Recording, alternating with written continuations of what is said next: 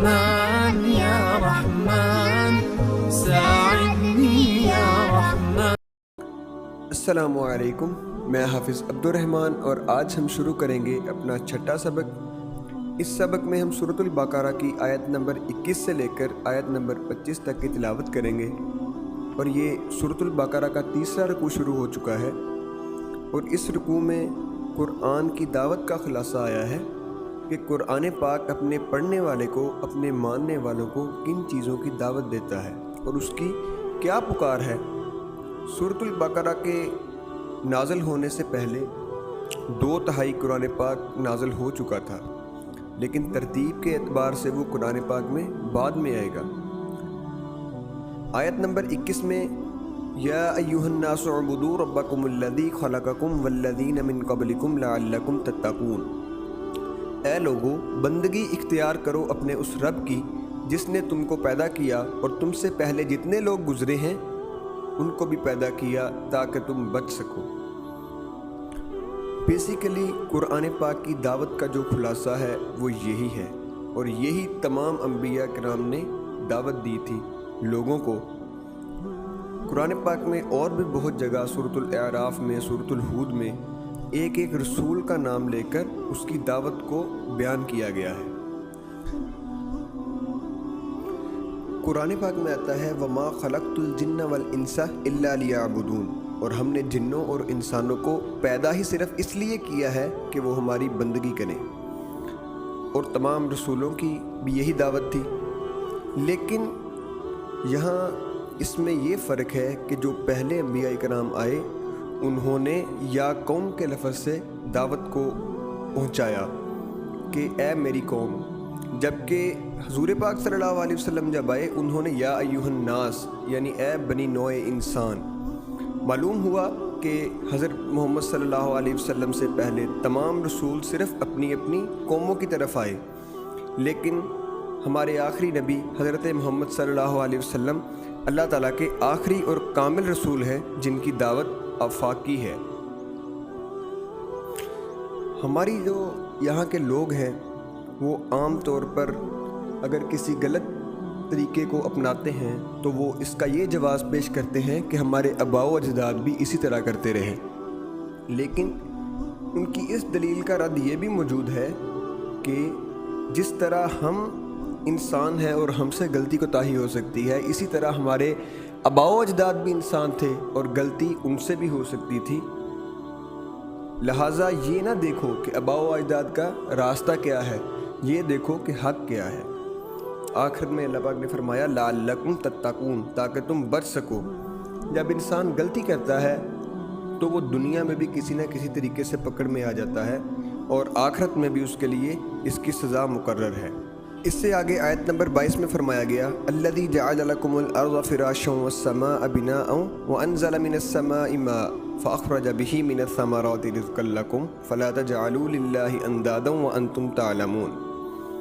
جس نے تمہارے لیے زمین کو فرش بنا دیا اور آسمان سے پانی برسایا، پھر اس پانی کے ذریعے سے ہر طرح کی پیداوار نکال کر تمہارے لیے رزق پہنچایا، تو ہرگز اللہ کے مد مقابل نہ ٹھہراؤ جانتے بوجھتے۔ اس آیت میں اللہ پاک نے انسانوں کو دی گئی نعمتوں کے بارے میں بتایا ہے، اور آخر میں یہ فرمایا ہے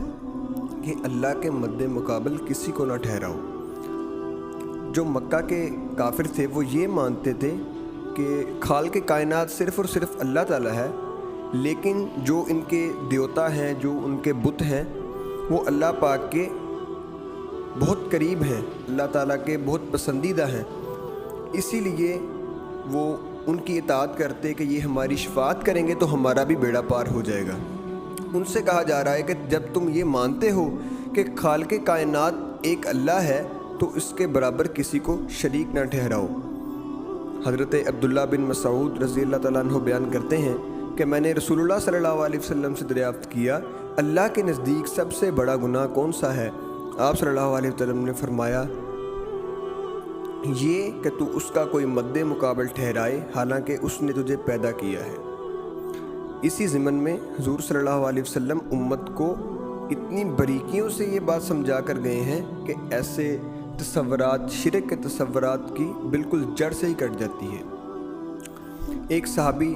رضی اللہ تعالیٰ عنہ نے آپ صلی اللہ علیہ وسلم کے سامنے ایسے ہی کہہ دیا کہ یعنی جو اللہ چاہے اور جو آپ چاہیں۔ حضور پاک صلی اللہ علیہ وسلم نے فرمایا کیا تو نے مجھے اللہ کا مد مقابل بنا دیا، بلکہ وہی ہوگا جو تنہا اللہ چاہے۔ اسی لیے قرآن پاک میں بھی اس بات کا ارشاد ہے کہ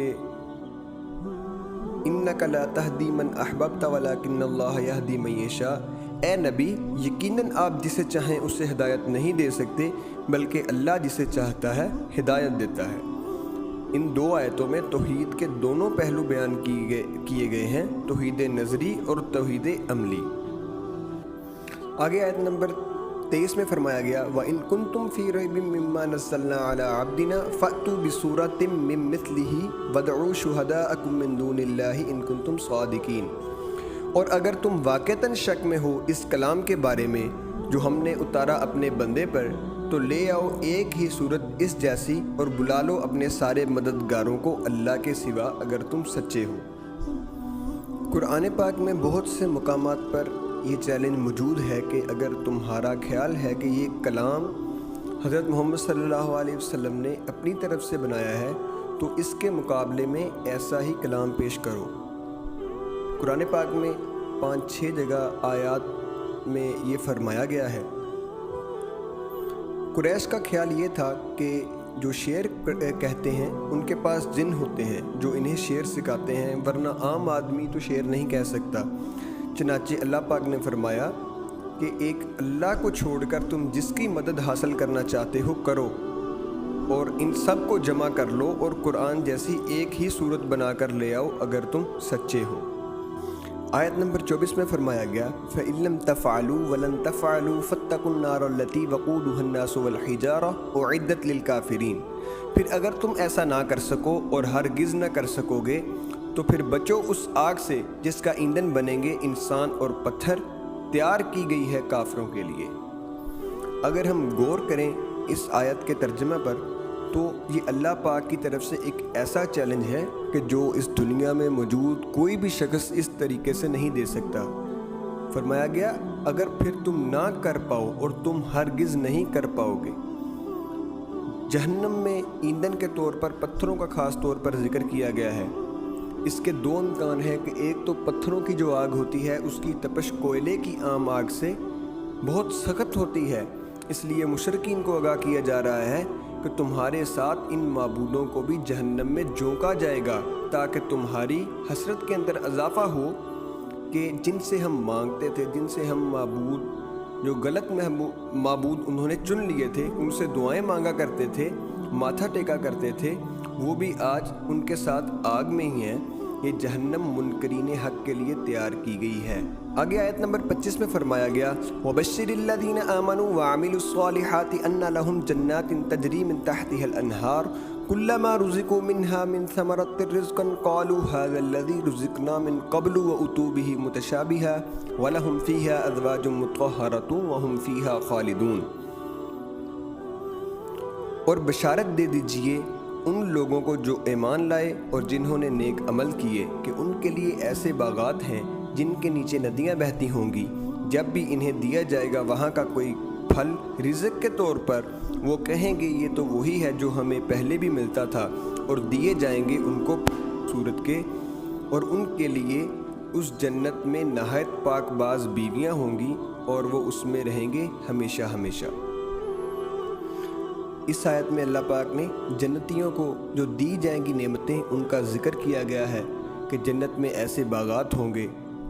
جن کے نیچے ندیاں بہتی ہوں گی اور ان کا پانی بہت شفاف ہوگا، اور جب بھی ان کو کوئی پھل دیا جائے گا تو وہ کہیں گے کہ یہ تو وہی ہے جو ہم دنیا میں کھاتے تھے، لیکن جب انہیں چکھیں گے تو ان کا ذائقہ بہت الگ ہوگا، اس میں زمین آسمان کا فرق ہوگا۔ اور اس سے ایک یہ بھی مفہوم لیا گیا ہے کہ اہل جنت کو جنت میں بھی وہی پھل ملتے رہیں گے، لیکن ہر بار ان کا ذائقہ بدلتا رہے گا، اور ان کے لیے اس جنت میں نہایت پاک باز بیویاں ہوں گی اور وہ اس میں رہیں گے ہمیشہ ہمیشہ۔ یہ جنت صرف انہی کو ملے گی جو زندگی اللہ پاک کے بتائے ہوئے طریقوں پر، حضور پاک صلی اللہ علیہ وسلم کے بتائے ہوئے طریقوں پر عمل کرتے ہوئے گزارے گا،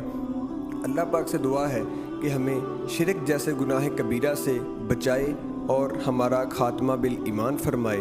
آپ سب دوستوں سے درخواست ہے کہ ویڈیو کو لازمی طور پر پورا دیکھا کریں۔ اس میں انشاءاللہ کوئی بہت لمبی چوڑی ویڈیو تو ہوتی نہیں ہے، تو اس کو سنا کریں، انشاءاللہ اس سے بہت فائدہ ہوگا۔ والسلام۔